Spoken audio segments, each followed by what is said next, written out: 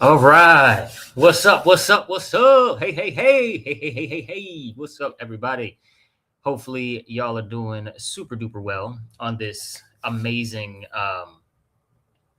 what is it? Monday? You know what I'm saying? But we are here. Welcome back to the Inner Storyteller. Welcome back to this channel and the Ufulu Child channel. It is your humble host, Soul Expression, and I am super duper happy to get into today's topic. Now, we touched on this topic on Saturday, 2 days ago, and today we're going to dive a little bit deeper into this topic. As you can see, the title of the video, the Rockefellers did what to the school system? It's just a bit of a part two to government schooling is the religion of government. And I have a nice presentation, set up for you guys. But before that, some housekeeping. Of course, please remember, like the video, subscribe to the channels. If you're here, then you're here for real conversations about natural law, religion, the good, the bad, and the ugly, money, anarchy, culture, and how mankind is manipulated by forces that don't have our best interests at heart. Okay. Also, we're going to talk a lot about religion and faith systems, but we are not bashing faith systems in this channel. We are simply observing the psychological affects and effects of the stories that we have the most faith in, the stories that have taken, the biggest toll on us. And without further ado, let me just make sure. Let me get this off of here. There we go. Yeah, like I said, we're not gonna bash any faith systems, right? We are gonna examine the stories, the affects and effects of the stories that we have the most stake in and the most faith in, and how those stories help shape society and have helped shape the current society that we're already in. What are the fruits of these religions? We're going to examine that. That examination sits right alongside an honest look, right, at the current condition of the human family. The current condition of the human family is slavery. Government is slavery. And government is what we have all around the world. Therefore, the entire human family is engaged in one or the other side of enslavement. And that is our current condition. And the question that we keep coming back to is what can actually be improved with a proper and intimate understanding of the inner storyteller. If that makes sense, great. Like the video, subscribe to the channels. If that makes you uneasy, you're welcome to stay. You're encouraged to stay. You are also welcome to leave. With that being said, before we actually get into, I have a presentation prepared for you guys. I want to show you something from that I just posted to Instagram because I was like, yo, this is crazy. I was just talking about this. And now, I see it pop up on Instagram. So I even remixed it. So I put it right at the top of my own page. Check this out. What were you actually trained to do? You were trained to sit still for 8 hours. You were trained to memorize instructions. You were trained to raise your hand to ask for permission to speak or even to go to the bathroom. You were trained to fear failure. And above all, you were trained to complete tasks given to you by a superior authority. These are not the skills of an owner. These are the skills of a compliant worker. The school system was designed in the Prussian era to produce soldiers and factory workers. It was never designed to produce capitalists. Think about your school years. What were you actually trained to do? You were trained to sit still for 8. All right. What were you actually, factually trained to do? Now, just kind of take in that video. And because he said it so eloquently and succinctly and quickly that some of the fine details may have been missed or just may feel so heavy that you don't want me to move on just yet. And I resonate with that if that's you, because sit still for 8 hours. Does that if I describe to you a child in their natural, childlike state, does sit still for 8 hours naturally come out my mouth, like naturally come to mind when you think of children? No, of course not. Right? Does now this one is more so for the parents, for the parents and the teachers. Um, so aunties and uncles, hold on for this question. No offense, no judgment. Um, Does blind obedience and perfect obedience to authority naturally come up when we speak about a child, an adolescent, a child somewhere in, under 18 and over 2 or 3, right? When you get to about 5 or 6 up through 18, does super duper blind obedience come to mind naturally, come out naturally when describing children? Hell no. Heck no, it don't. What else did he say? He said, we were trained to memorize instructions. That's right. We were trained to memorize instructions. We're going to get into that in the presentation, so I'm not going to jump ahead of myself, but just take that in. We're trained to memorize instructions. This is the way you do this. Now, of course, safety instructions are fine. Safety instructions are on a completely different playing field. But not every instruction is a safety instruction. Okay, some instructions are there because we want you to do it this way, not because there's only one way to do it safely, right? Or because you have to take these precautions to do it safely. No. Some instructions are given, a lot of instructions are, most instructions, I would postulate as my opinion, are given because I want you to do it this way and not any other way. And this is what the school system is all about, right? So let's put this here and dive into our presentation. All right. Government schooling is the religion of government. Now, I'm going to try to manage this here. You're going to hear some clicking, okay?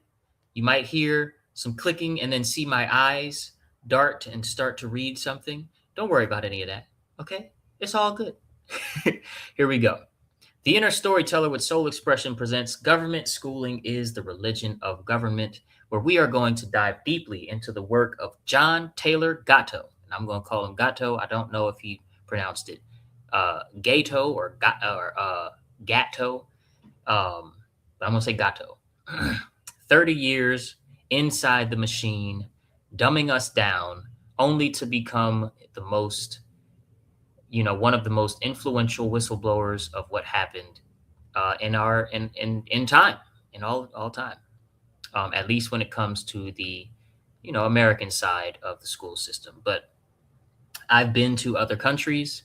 I've seen other schooling practices, and they're very similar. Anywhere that there's a central bank, it's very similar, I would say. I'm not going to say it's the same. I'm going to say it's very similar. So here we go. Firstly, the system isn't broken.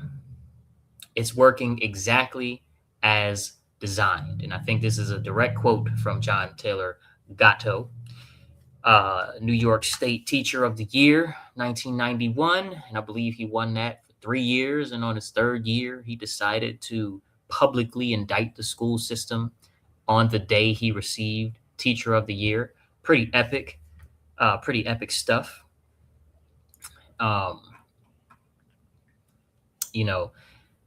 he came to his conclusion that the school system isn't broken. It's working exactly how it's supposed to work because the schools are not failing to educate. What he says is they are succeeding, right? They're not failing at education. They're succeeding at something else entirely, right? They are spectacularly successful, I would say, in doing what they were really intended to do, which is what we're going to get into. And I want to hammer that home a couple different times, which is why I'm leaving it on the screen.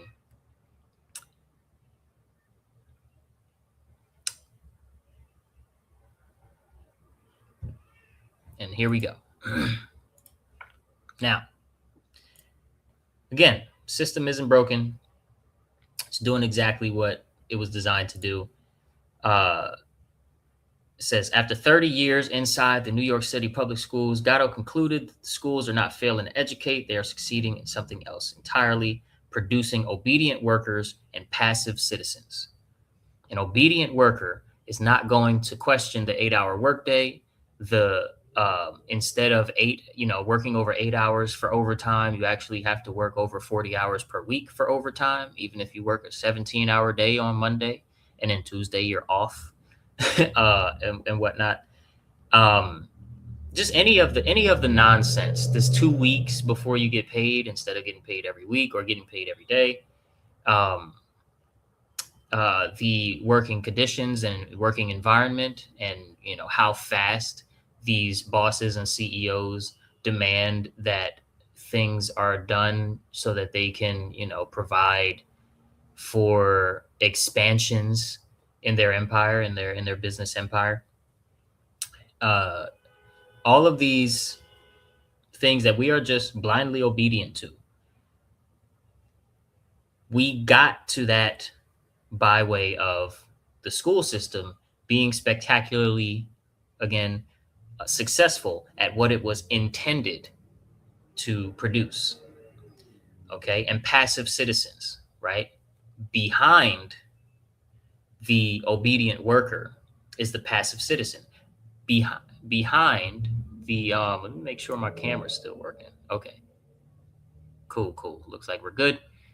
Behind the worker, the factory worker, the laborer, the construction guy, or whatever, behind his identity as a worker is his identity as a citizen. And one's identity as a citizen is going to produce either active citizenship, where you're actively, participating in the structure of your government and how it runs, especially the local side, or passively. And the school system intended to take out the gumption of those who would be active citizens and decided that they want mostly passive citizens. And if you look around, they were completely successful. And he announced this while accepting the highest honor that the school system could give him. Again, a pretty epic guy, pretty epic in his execution. Now, what your child is actually being taught. Okay, these are the 7 hidden lessons in Gatto's work. What your child is actually being taught. 1 is confusion. Everything is taught out of context, right? Everything. In this unit, we're going to talk about this. Okay, cool. And then that unit ends. In this unit, we're going to talk about this completely unrelated other piece of history or other piece of science or other piece of music or other piece of give your subject. Everything is taught out of context. Everything is taught divided. And the unrelating of everything is a part of the programming for the inner storyteller, right? Disconnection. Too much presented too fast with no coherent thread connecting almost any of it. And this even goes for history class and social studies, where we learn to memorize dates in isolation and call it history, right? History is just like mathematics. History can build on itself from grade to grade, but instead, except for the fact that there's more advanced vocabulary introduced, you could take a third grade, maybe not third, a fifth grade history lesson in eighth grade and not know that you switched into a fifth grade textbook. If again, maybe some of the vocabulary is more advanced in like eighth grade, but instead of chronologically and with a connectivity to science and to shop and various classes where you may explore technology, to nature based lessons, and obviously to did I say science already? To science. Without these connections that history class and social studies class, you're oh, excuse me, without the chronological order being applied and just learning what happened as you grow up, there's a big disconnection intended to be in the school system, and it's something that hopefully should unlock, like, damn, like, yeah, I really don't know history. If you went through the public school system, you probably don't know history that well, right? And even if you've memorized all of the dates up till today, like I'm 34, I'll be 35 this year.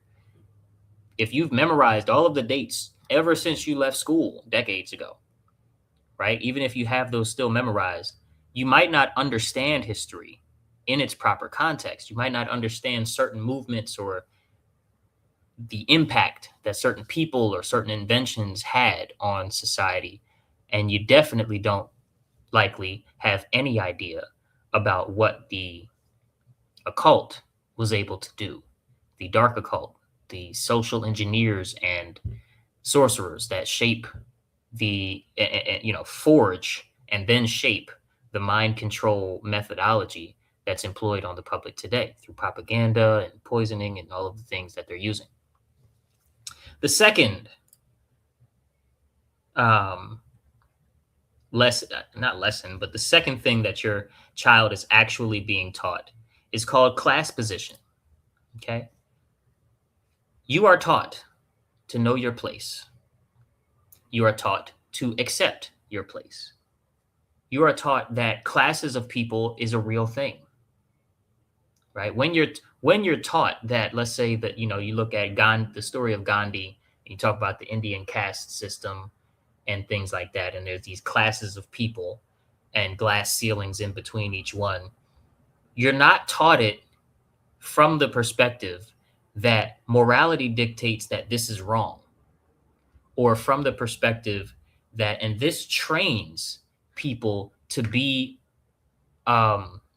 obedient, even if the perceived authority is doing evil acts, has been deemed and, let's say, correctly deemed untrustworthy, but they're still obedient because of the class, because of the second class, third class status that they're given from authorities. This class position, it's very deep, man. It's very deep. I want to try to, say things that are kind of broad, but also bring things down to real world examples. Obviously, there's the Dred Scott case, right?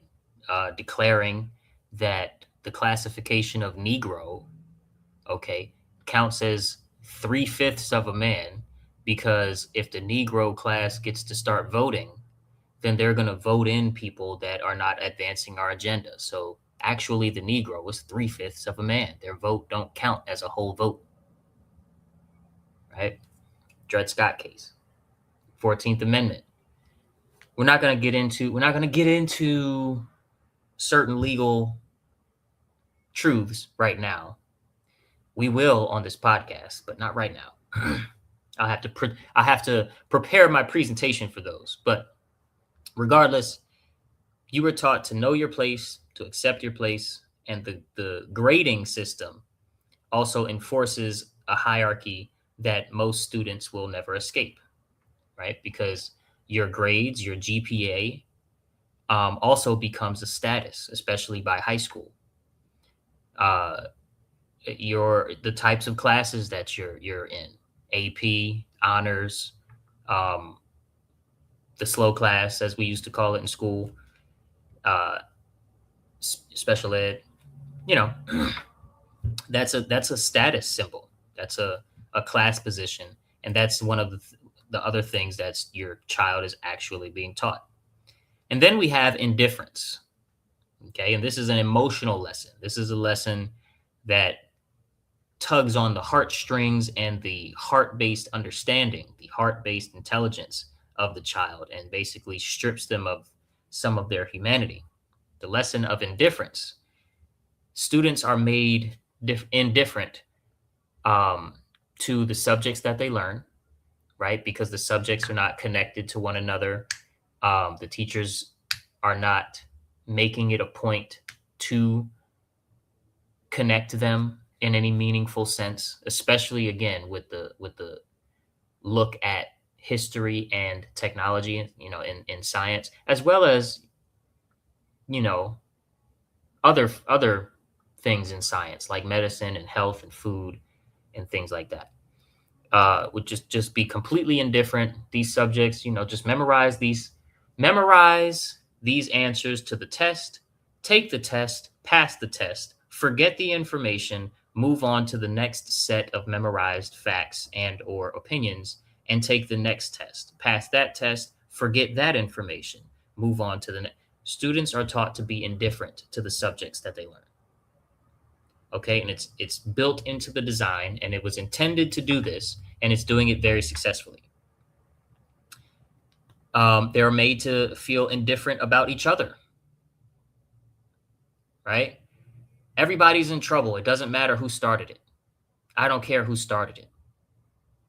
Who started it is the only thing that matters. And why are we treating children as if noise is some sort of social offense by itself? It's not. Or disruption of any kind is morally bad, and therefore, we have to take drastic measures to make sure that there's no disruption of any kind whatsoever to a lesson. Now, there are plenty of types of disruptions that should not happen and should be nipped in the bud, and maybe everybody gets punished for it if it keeps happening, if that's really called for in a case by case basis. But teachers take it too far, and the system was designed to encourage teachers to take it too far. There are a lot of very, very good teachers with very, very bad habits that they don't see as bad because they're doing it better than their teacher did it, so to speak. It's not a diss on teachers. But students are made to feel indifferent towards each other, and largely that is teachers' fault by way of how they are told that they can administer discipline. They're told how they are allowed to discipline, and then they, try and fit in those boxes and do what they have to do. And that causes them to come up with these habits, and as well as, weighs on their stress levels and things. And eventually the child is feeling indifferent to their peers as well as the teacher. The bell rings, and whatever you were just engaged in stops mattering immediately. Now, this part, and keep this in the context of indifference, right? The bell rings, and this super important part of science, of chemistry that you're engaged in right now doesn't matter at all. Not only are you have you been yearning to go to somewhere else and just be talking with your friends and hanging out um, very badly under the lesson? Your teacher is tired of y'all class by that time. It's just like everybody is just, as soon as the bell rings, sighing a big sigh of relief. Oh, finally, I get a break from learning. Finally, I get a break from whatever. And I get to walk in the hallway for 5 minutes until my next class starts. And or the students are leaving finally until my next class gets here. I get a moment to myself or something like that, or I get to a moment to just socialize with my favorite students. This bell that operates like lights out at the prison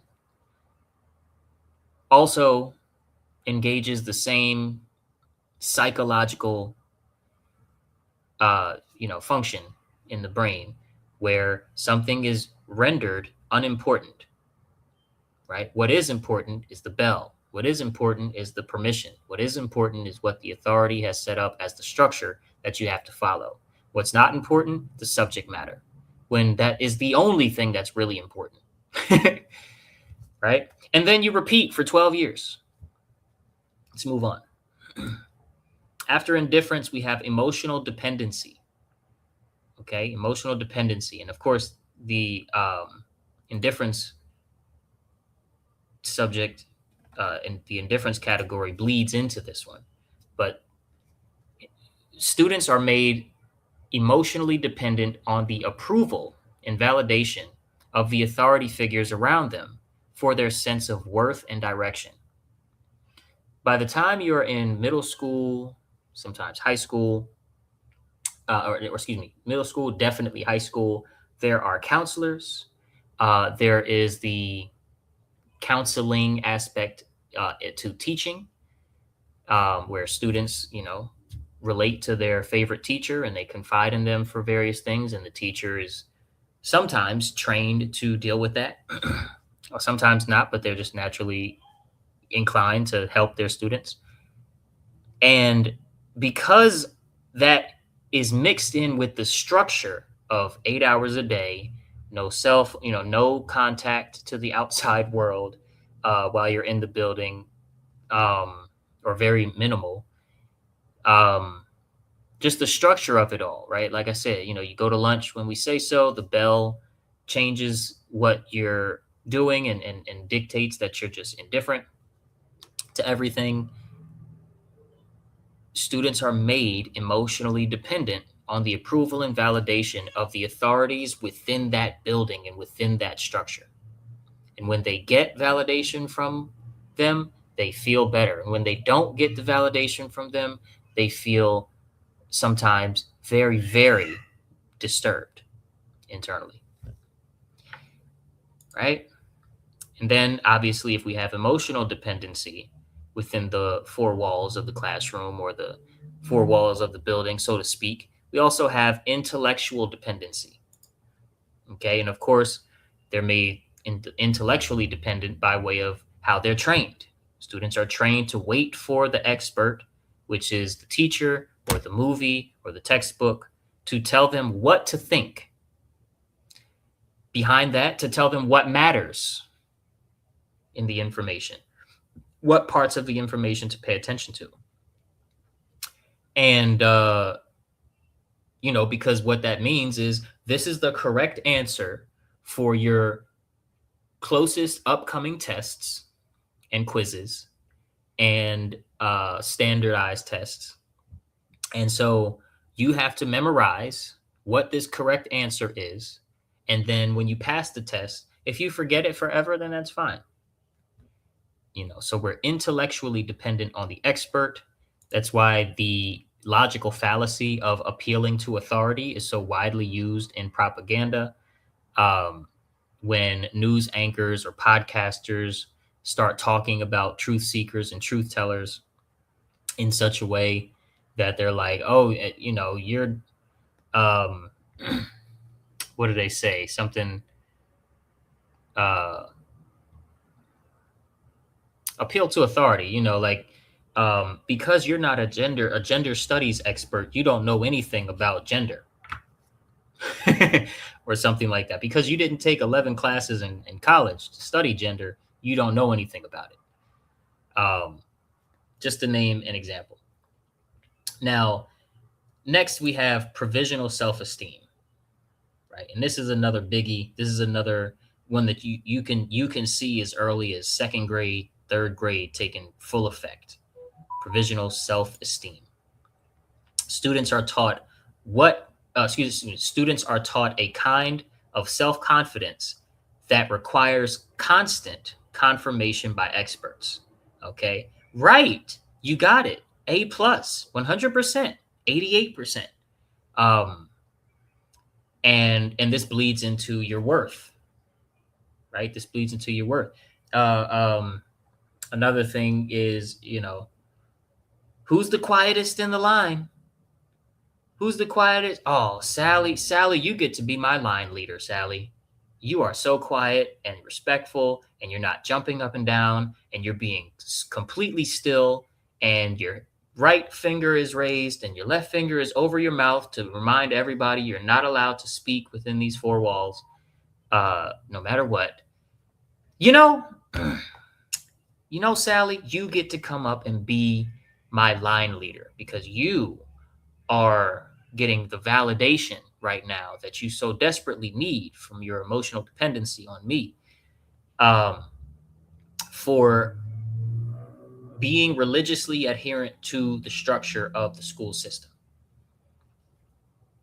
Now, I have nothing against getting from one end of the hall to the other end of the hall without any injuries. It's not about isolating any of these examples that I bring up. I was just an educator for 7 or 8 years, so I've seen a lot of things with my own eyes that I'm able to speak on just from experience. But again, I'm not calling out individual teachers, and I'm definitely not against practicality as a thing. What I'm against is the structure of the school system and our continuance of putting our kids back in there and sending them back. It was Monday morning this morning, and I'm sure your kids went back to school. And I think that's a bad thing. So, again, self-esteem, the students are taught your worth is not inherent to you. Your worth is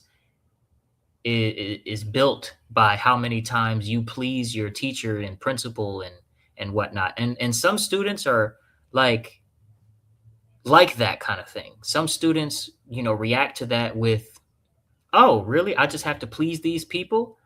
Okay, done.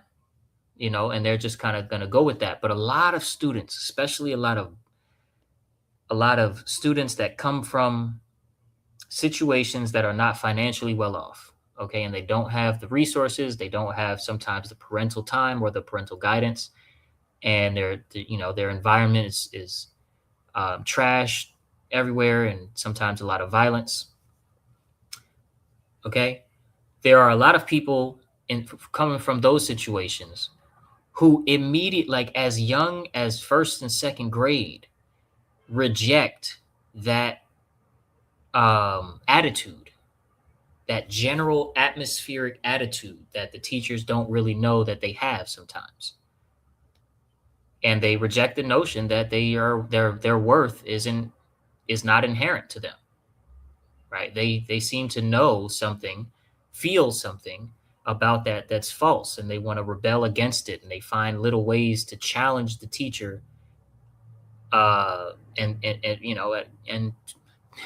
start the pipeline towards the prison system, because they get used to the structure of the school system, which operates discipline very similarly to the prison system. We'll get into that. As a matter of fact, the next block on our chain here after provisional self-esteem is constant surveillance. Constant surveillance. And now like I said, I'll be 35 this year. I remember cameras feeling weird. Like I remember around maybe 6th grade or 7th grade when I went to middle school, just feeling the cameras, even the ones that were just like on the outside of the school, feeling a bit weird. And this is not only about cameras. right? Constant surveillance, it makes it clear to students that they cannot hide because they are always being supervised, meaning privacy is not taught as a right in the structure of the school system. Privacy is given as a privilege. Or if you're sick and you need to go to the nurse's office, you're given some privacy. Other than that, you're always being watched. You're always being evaluated in all of your lessons, in all of your just you're always being supervised within these walls, and 8 hours a day, 100, almost 200 days a year, year after year, 12 years in a row, that gets normalized for you. That becomes normalized in your mind. Not becomes, I was going to say that becomes normal for you, but no, it never really becomes normal. It just becomes the norm around you and becomes accepted and becomes expected. That's the word I was looking for. That becomes expected. And it's very unfortunate because, again, government schooling is the religion of government. And government is who came up with mass surveillance. Okay? Now let's move on here. Now, one of the things that we have to really hammer down in our minds is the fact that this was funded by Rockefeller and Carnegie deliberately in this direction. This is not conspiracy. It's documented institutional history. Industrial titans recognize enormous profits in cultivating a compliant herd via the public education system. The system was explicitly designed to ensure docile, malleable workforces, okay, perfected at places like Columbia, Teachers College, and Harvard, and funded by the captains of industry. Of course, we know the Rockefellers are oil, and Carnegie, I believe, is steel. Okay, the people that basically ran the factories that needed all of the workers.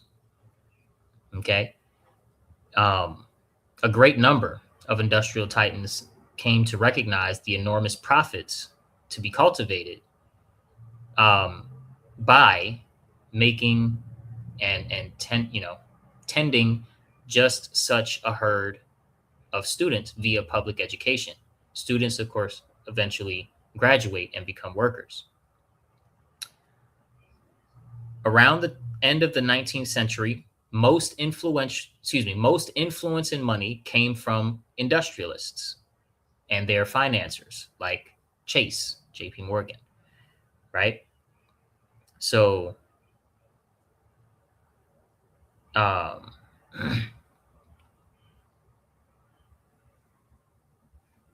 lost my place, my bad. Okay, here we go. Most influence and money came from industrialists and financiers like the steel baron Carnegie and the monopolist oil baron Rockefeller families, and was directed at schools of education and higher learning.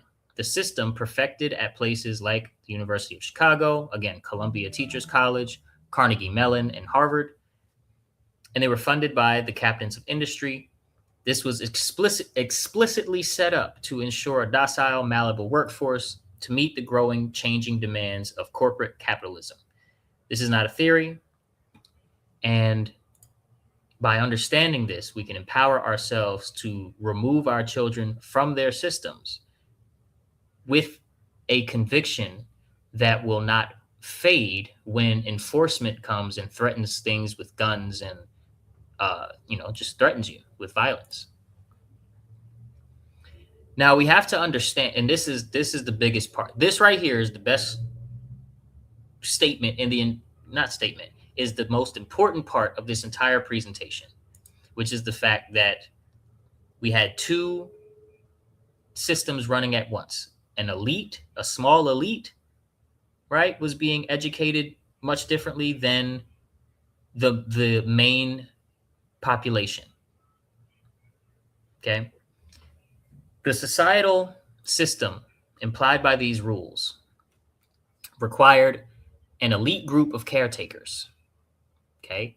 Because we want to make the population a docile, passive group of slaves, we also need to simultaneously create a small group of elite caretakers, elite in their mental capacity, elite in their emotional prowess or toughness, emotional defense, and emotional even offense and attack that they can employ.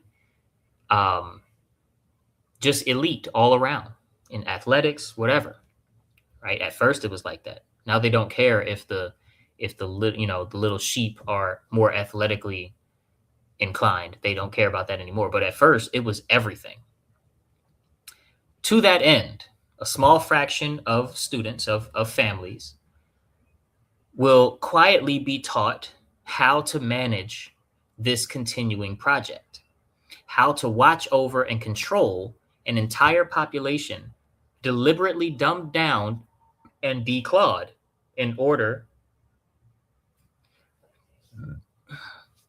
for government to proceed unchallenged and for corporations that are funding the government to never want for obedient labor, to always have an abundance of obedient laborers. So two systems ran simultaneously, one that produced managers, a very small group of students, and one that produced the managed or the slave class. And the managed are never told which system they are in.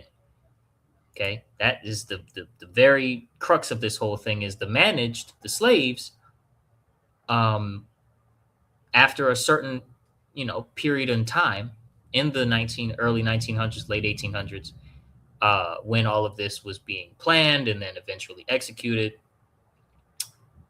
uh, this function, right, the proped, pro, propedeutic propedeutic function, documented in 1918, never discussed in classrooms that it governs. It's never discussed in classrooms that it governs. If you're the slave, we're not going to teach you that.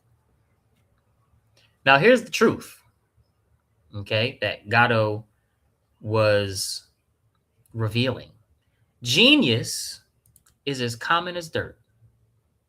Genius is in every child. Genius is in everyone, actually. But it can be snuffed out. And, there's a thing in your brain called plasticity. There's a property of brain matter called plasticity, where your choices, your mental choices, your patterns of thought and patterns of emotional response, and the movies that you create and rewatch again and again in your mind, as well as the habits that you physically do with your body over and over again, they create pathways that are sometimes difficult to rewrite or redirect of, it's hard to use certain terms, basically pathways of thought in your brain, in your mind, in your brain, excuse me. Your mind holds the thought, your mind interprets the thoughts, but your brain also does physical things where you can see thoughts are happening. And you can lock in certain patterns of thought that are very difficult to unlock and change and redirect, especially in a way that you change the pathway, that you morph the plastic into a different shape. That takes a lot of effort. Okay, and these systems and structures in the public schooling arena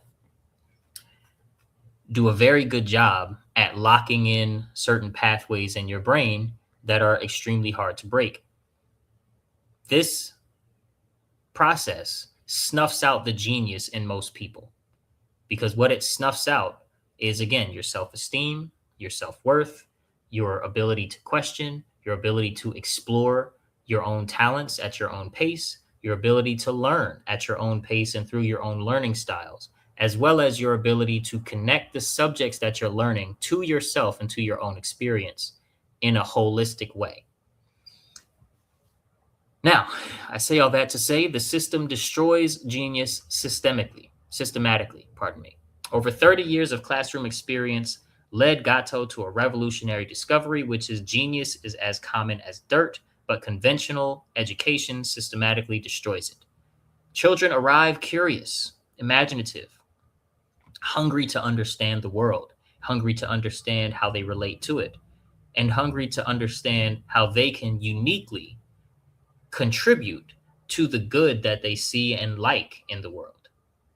But the system does not build on that, fact of children. It replaces it with compliance, obedience, waiting your turn, um, waiting for the expert, learned helplessness of someone who has been told for 12 years, for 10 years straight, even 5 years straight, that the answer comes from the textbook or the answer comes from outside of their self, right? The answers come from this adult created, authority created source. And unless you're getting your answers from this expert created source, your answers are always wrong, bar none. Okay, this is the false lesson that we're taught.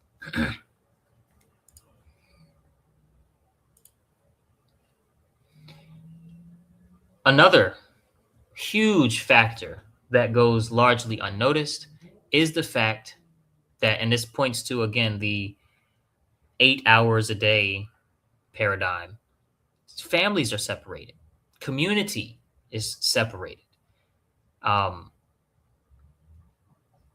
What Gatto argues is that compulsory schooling can weaken the bonds between family members and the broader community by monopolizing children's time and attention. Okay. And again, the attention is not just on the the schoolwork content, right? The attention is on, is the bell ringing? Is it lunchtime? Is it baseball or basketball, practice? Is it, did the experts say that? Are they gonna, how they gonna grade my, that is the attention. The attention is on the structure. That's what holds the student's mind and attention. Children may spend more time with teachers and classmates than with their own families. This is very true, and unfortunately, in America at least, it starts as early as daycare, which can diminish the role that the family has as the primary source of learning and support. And here's the thing: we have, over my 30 years, 35 years of living, I have definitely encountered far too many adults over 25 years old that feel and even almost advocate for more and more services that allow, like, entrepreneur parents or parents that have, big careers at giant firms, to be able to spend less time with their children. I've heard far too many adults advocate for this thing and say that they think it's a good thing that society is providing all of these things. It's like, it's almost like there's a bowl of poison. There's a bowl of poison water. Okay. Not bowl. There's a glass of poison water, and people are drinking it and dying. And then other people who haven't drank it fully yet, because, some of these people don't even have children, are advocating for and praising the fact that this water has been provided to humanity because it's water and they call it water, even though it's poisonous water. It's almost like that, right? Where we have normalized not raising our kids and allowing the government to raise our kids via school and government provided daycares and government regulated early education and government regulated juvenile facilities and summer school, all of these things. We give our kids to the government for everything, for 2 meals a day, for everything. And then wonder why we're so disconnected by the time that they're a certain age, right? We have lost our title largely as the primary source of learning and support after, 6 years old, 5 years old, which is very unfortunate. Now, of course, Gatto says and argues this is not a side effect, that this was baked into the design on purpose of the modern school system by the families that funded and designed it. A child deeply rooted in family and community is very hard to standardize, meaning is very hard to enslave, right? Frederick Douglass, an educated man, is unfit to be a slave, right? Well, a family connected child is unfit to be a slave in the same way. Severing the root connection to their family makes the child way more available to institutional formation and way more vulnerable to the same. Now, schools are networks, not communities. Comes straight out of his work, Gatto's work, John Taylor Gatto. And that difference is everything, as it says, right? A network does not really emotionally care for you. A network is transactional.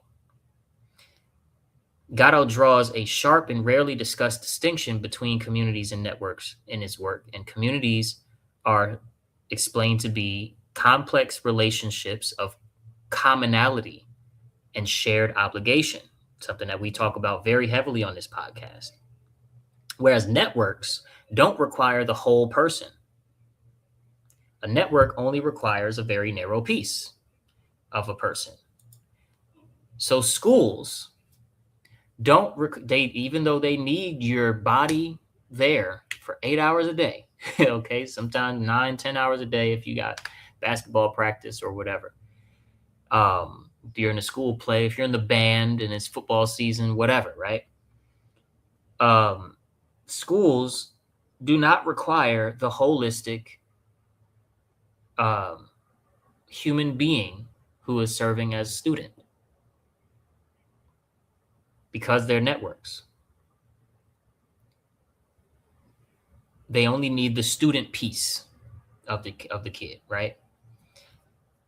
Not the curious one, not the one that's maybe grieving their grandma, not the spiritually sensitive one, definitely not the wild one. They don't need all of these pieces of the student. They only need the student piece, which sits still, follows instructions, memorizes instructions, produces measurable outputs and outcomes in alignment with the standardization of the human being. Because the rest of the human being is inconvenient for this structure. The rest of the human being is a nuisance and a bother to those who designed the structure and who were successful in converting the adults who are not educators and teachers directly perpetuating this system to believe some of the same things that the teachers believe about how inconvenient it is for somebody to be authentically themselves.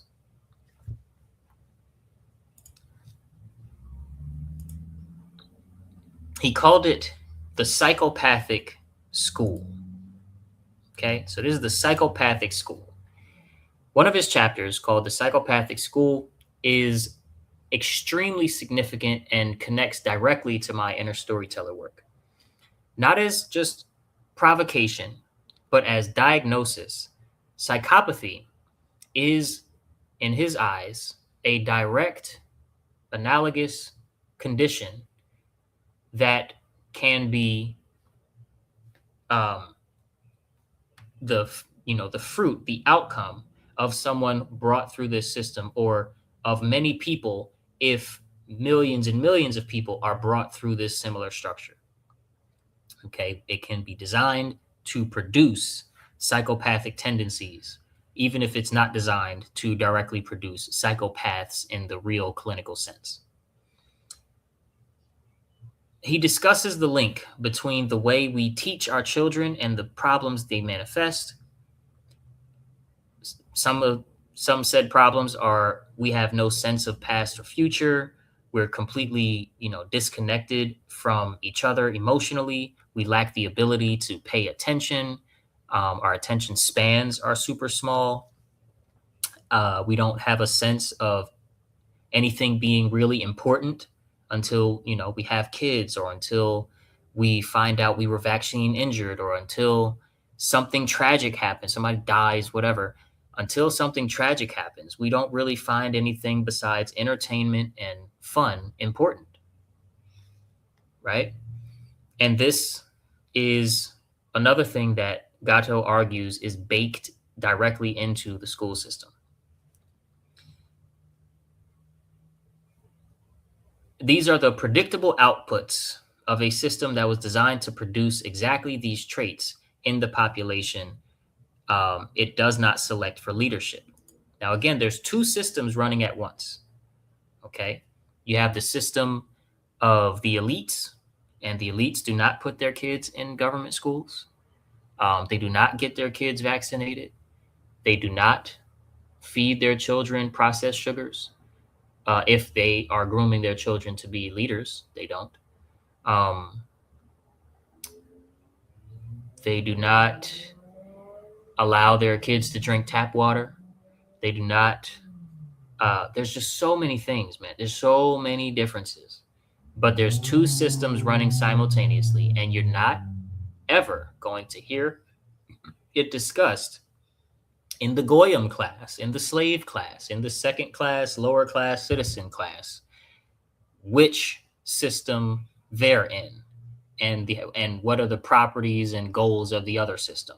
That will never be discussed. Okay.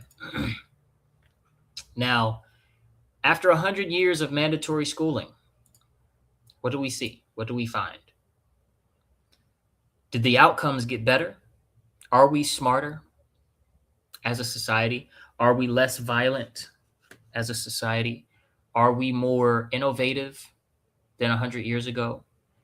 Are we even better workers than 100 years ago? Are we more, entitled, or more willing to help out and do our best and try in the aggregate? After 100 years of mandatory schooling, literacy rates have dropped. Families have fragmented, and children are increasingly disaffected, if you will. By every genuine measure of human flourishing, which include critical thinking, community belonging, moral clarity, knowing the difference between right and wrong and living it, self-direction, also self-governance, and creative capacity, the outcomes of compulsory mass schooling are way worse than they were before it was mandatory. And the system responds to this evidence by doing what? What do you see people do in town hall meetings that are recorded, in presidential debate? Somebody has a question, or like debate Charlie Kirk type of thing. What are people calling for in response to this evidence and to this information? People are calling for more schools. People are calling for more schooling, longer school days, more disciplinary rigidness.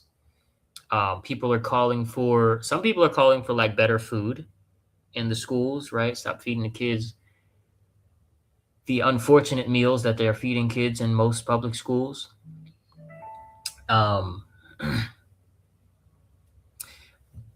Because from inside the system's own logic, the answer to insufficient conditioning is always going to be more conditioning. And that's the point. We are trained to believe that more conditioning is necessary when the conditioning doesn't work. We often raise our children with disciplinary tactics that reinforce the idea that more conditioning is required when conditioning doesn't work.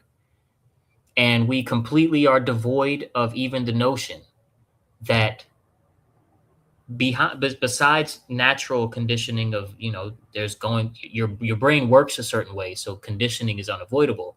Beyond that obvious given of a fact, that not deliberately trying to condition somebody to be this way because you want them to be that is the answer.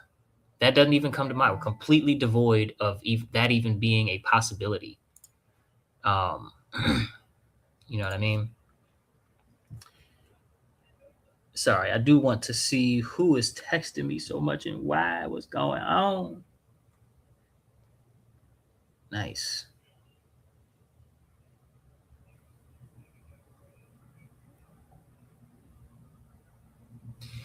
Nice, nice. Guys, make sure you do not miss the live for Wednesday, for I just confirmed a very, very special guest.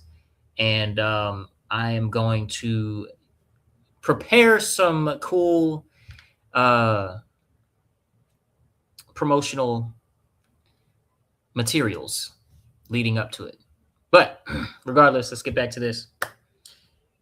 As we said, the outcomes got worse, right? And the system's response was we need more school, we need longer days, we need more and more conditioning, because the logic is when the conditioning doesn't work, you have to introduce more conditioning.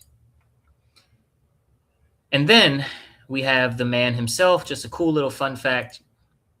Gatto resigned in the op-ed pages of the New York Times upon receiving the New York State Teacher of the Year award. He had been named New York City Teacher of the Year for 3 consecutive years. And so then he got the state one and the New York State Teacher of the Year in 1991.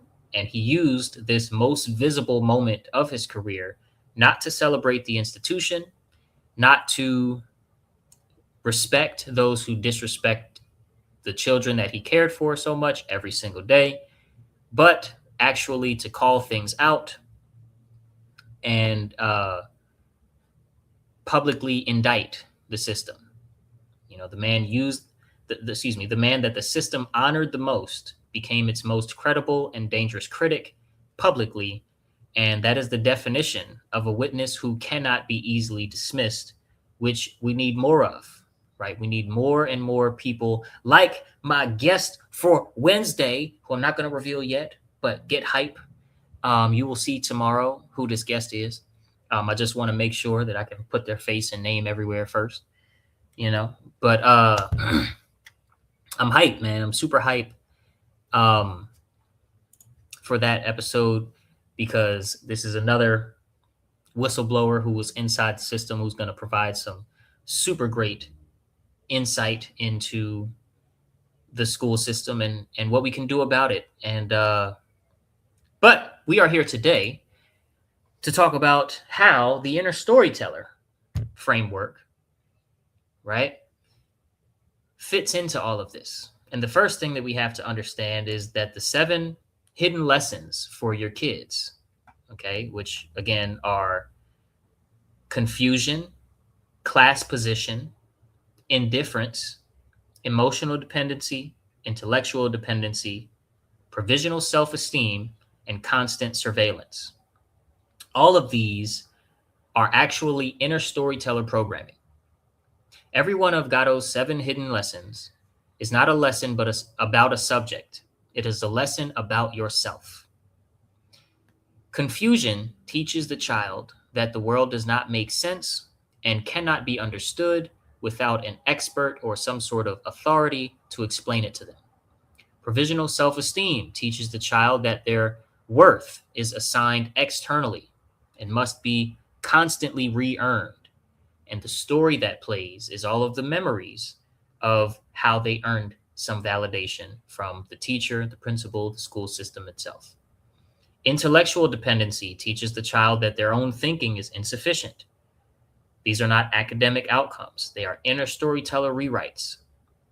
Delivered daily for 12 years in a row if you take college out of the picture, and more years than that if you put college back in the picture. Before the child even has the vocabulary to identify what is being done to them or the framework that they need to resist it, they are already in for the conditioning that is explained in this slide. Okay. The school produces apathy and obedience simultaneously. The emotion or condition of apathy is not surface level. Apathy is developed over time through repeated experiences and repeated choices. Okay. And obedience is always in the now choice. But the compulsion to obey, the inclination to always obey authority is baked and caked into us until we're apathetic to each other enough to obey orders, if you will, from authority, even when the orders from authority make you step on or ignore the troubles of your fellow human beings. Gatto's indifference lesson and Gatto's emotional dependency lesson, taken together, produce exactly the combination that I identified a couple episodes ago as the two ingredients of societal control, which are apathy and obedience. The indifference lesson kills the inner fire that would generate resistance. Okay. True care is snuffed out before we're even old enough to really develop discernment for what we should be caring about. And again, true care is not just emotional. True care has to do 100% with the actions and real understanding that you have about your actions that you're taking. Deep understanding of the impact that your actions are taking, and using that understanding, understanding, if you will, to choose right action as much as possible in the direction of leaving the world a better place and leaving society in a more morally correct state than in it, how it met you. The the dependency lesson replaces the inner fire that would generate resistance with a hunger for external validation that makes the person permanently manageable, subjects you to the very vulnerability to perpetual enslavement that you thought you might have been avoiding in seeking the validation. You thought you might have been going away from being looked at as just a number. The more and more you tried to get the validation from the expert. A person who doesn't care, and let me say one more thing about that. And as you kept choosing to seek validation externally, you kept showing yourself and teaching yourself that that is the right thing to do. And you programmed your inner storyteller to associate validation from outside of yourself as, I was going to say, as divine validation, or as a sign that you're doing good in the world, right? When actually, of course, you can be validated as Donald Trump, and doing the things that he's doing. You can be validated as Obama, doing the things that he did. A person who doesn't care and needs the approval of experts is the most controllable person imaginable. The school system produces this combination reliably and at scale. Now, the school system is a downstream product. This is something that we have to understand. It's a downstream product of the collective inner storyteller being programmed into accepting the legitimacy or the idea of the legitimacy of government. Rockefeller and Carnegie funding of the school system did not come from nowhere. It came from a worldview or a set of beliefs about what human beings are and what we're supposed to do, what their relationship to labor and authority should be, and what kind of civilization is desirable, right? This worldview is itself, this worldview which produced the Carnegies and Rockefellers of the world, which produced the modern school system, in turn, is itself a product of the collective inner storyteller shaped through the religion of industrial capitalism, the moral authority of institutional expertise, and the authority of government or a ruling class that is entrusted with public safety and public regulation. The school system is not the root, it is the tool produced by the root. The root is the worldview, the root is the religion, which is exactly why you cannot fix the school system by reforming the school system, because reforming the school system doesn't remove the true obstacle to the solution of the problem. The true obstacle to the solution of the problem, I would say, is so far beyond just the buildings and the teachers and the written down policy for the teachers and staff to follow.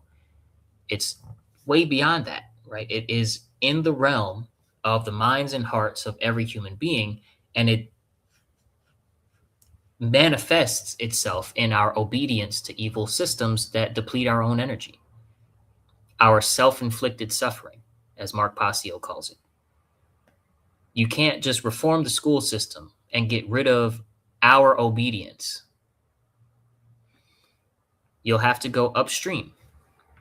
You have to go to where the story resides, okay, to get the proper result that we're seeking.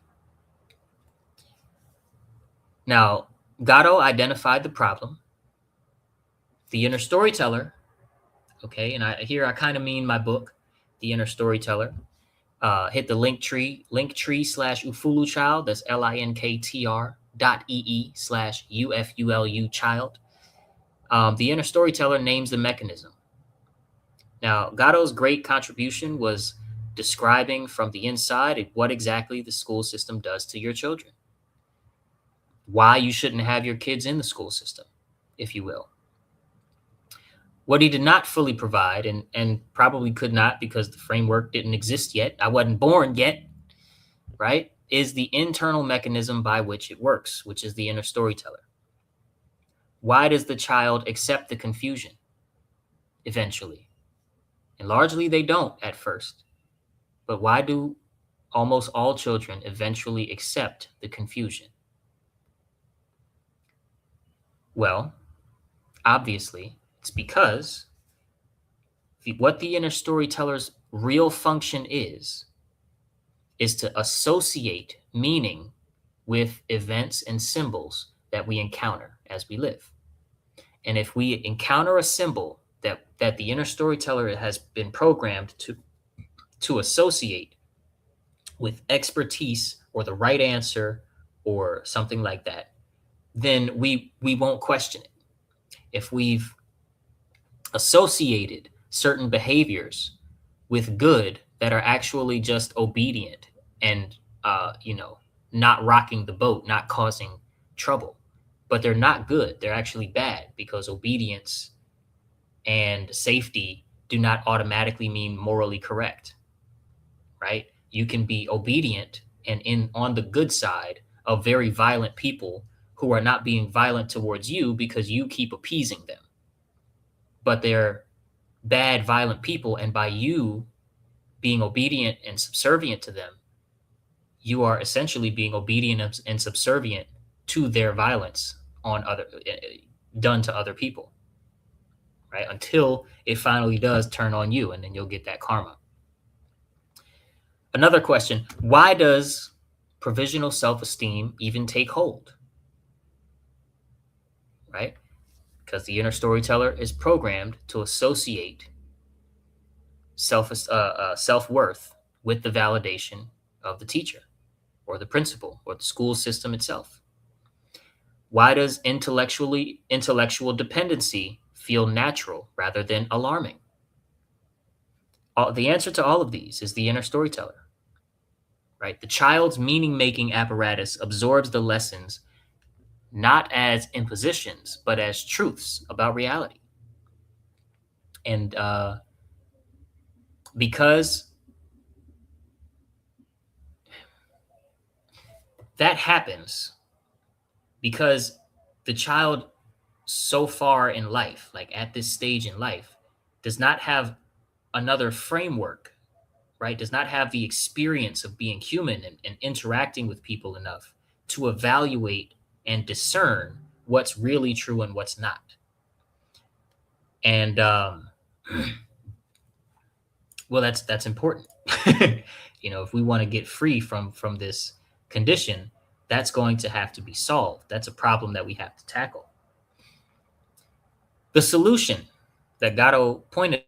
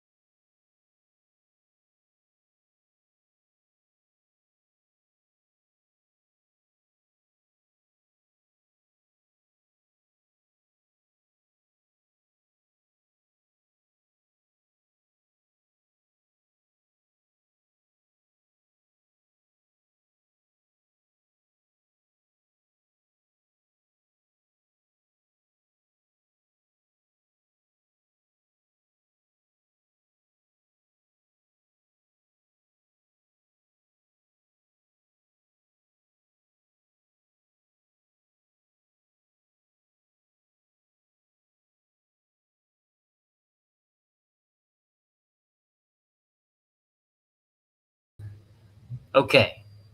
All right. Cool, cool, cool, cool, cool. I think we back. Let me see if. Oh, one sec. I gotta. One sec. One sec. I gotta get my presentation back real quick. Well, I'll just say it. I'll just say the stuff out loud because we were almost at the end of the presentation anyway, and we had just got to the solution slide. So, and I don't want to, just in case I have to do this whole kind of process to get it exactly how it was. I don't want to, basically waste time. Um, what I mean? I can't even find it. So I'll just tell you. Gatto found that independent study, as well as community service, large doses of solitude, meditation, being out in nature, and apprenticeships, working with somebody who's a mechanic to learn how to do mechanic duties with adults of all walks of life are the keys to helping children break the thrall of conforming society. Okay. And there is a huge body of work done by, I believe, done by a group of people who study what's called conformity bias, as well as um, I got a text message in between me, the computer restarting on me and me coming back that kind of threw off my train of thought. But there's a huge body of work that I'm going to tap into that talks about conformity bias and collective illusions. That ties directly into this. I don't think next episode, but maybe after I have my guest, we might close out the school saga with that information. But regardless, like I said, apprenticeships, large doses of solitude, community service, independent study, meaning books of your own choosing at your own pace, learning materials at your own choosing at your own pace, that kind of thing, as well as activity, walking, building things with your hands, climbing, sunbathing, survival strategies, right? Plumbing basics, um,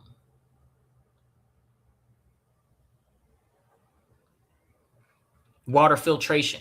There we go. I'm trying to connect these things all together, but basically learning from books and the internet on your own terms and doing activities at your own pace, connected to real things from the real world, and of course a thorough look at the history of the world in somewhat of a proper chronological order, with context and culture, where it's connected to all of the other subjects that you explore.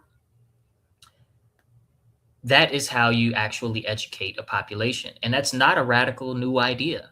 It's, in fact, the oldest form of education and human development and early human development that existed, right? Thousands of years before the institutions designed to manage it. Gatto spent 30 years inside the machine, confirming what the inner storyteller curriculum is being built to restore. Now, if you don't know, the inner storyteller is not simply an idea that I have, myself, for changing how one person thinks when they read my book. The inner storyteller, on the contrary, has a whole pre-K through 12th grade curriculum design that I'm going to bring to various institutions as well as various people who are doing projects that involve curriculum for young people, as well as, children's books, writers and illustrators, and all of this thing that aims to restore self-governance, independent learning, apprenticeship, style, structure, all of these things to what is normalized when people talk about education. Now, I didn't say I'm bringing it to normalize it within the school system, because I don't believe, just like Gatto didn't believe, that reforming the school system is going to actually bring the results that we want in the world. What's going to bring the results is the real life action that we take, starting with taking our kids out of these schools designed to do exactly what they are doing and what they have been doing over the last 100 years. Very well documented. The real world actions that we take, as well as the real world view that we hold, whether or not we have an accurate worldview. That's what's going to actually bring the change. And so, since I'm creating the framework for people to understand themselves in the most ontological level, the most fundamental level, and I'm giving language to it on all grade levels, and at all stages of learning, in a way that can connect to all subjects of learning, all possible subjects of learning can be added to with the inner storyteller framework. Because that's what's being offered, there's real potential for change in this work. So I'm asking you, dear viewers and dear readers, to get your copy of the book so that you can be ahead of the curve in helping your own self and your own family, right? Anyway, a child who learns from life, nature, family, community, from doing real work with their real hands and real mouth, from real consequences, not just from a bell, is a child unfit to be a slave. Right? So take your kids out of school. If you can't yet, supplement aggressively with what the school cannot provide. Go outside, get some sunlight, get some snow, get some rain. Be careful, but get some sleet, right? Go outside, walk without a destination sometimes, without getting lost. build stuff with your own hands, with your kids. I mean, as kids and with your kids. Climb some shit, right? Be in the sun, touch grass with your feet. Learn how water moves, how to filter it, how to make weapons, how to make tools with your own hands, with outside materials, how to maintain, focus for long periods of time, train your mind, train your brain. Do all of these real world actions, and you will see that you are left with a completely new paradigm, which may contribute very greatly to the shared goals that we have in the human family, the shared objectives that we have. All right. And one last thing to teach your kids before I close this out. Make sure you like the video. That's not it. Teach your child that work and knowledge are the only two ingredients required to bring an idea to life. Okay? Not transactions. No money is required to bring any idea to life, ever. Never will. It's just not a requirement. So no transaction is necessary. No permission is necessary. Now, of course, we don't want to disregard safety. We don't want to disregard expertise. We don't want to disregard mastery and people who are masters at their craft and what their advice is. But we don't want to normalize that I can't do anything unless I have permission. Okay? You give yourself permission and you self-govern. What other barriers do we have? There's no credential, there's no license needed, necessary to bring an idea to life. Okay? Teach your children that work and knowledge are the only two ingredients that are actually required to bring an idea to life. And then bring their ideas to life alongside them and with them, and bring your ideas to life alongside them and with them.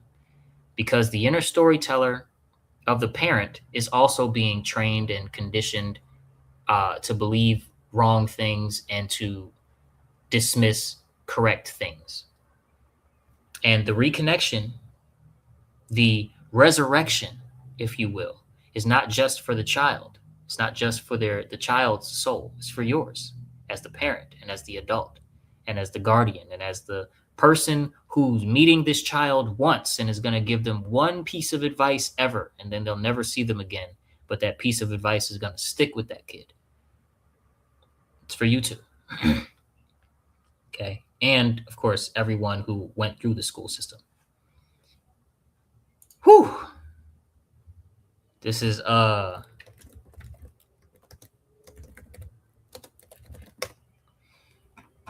has been a wonderful, wonderful episode. I hope you guys enjoyed it just as much as me.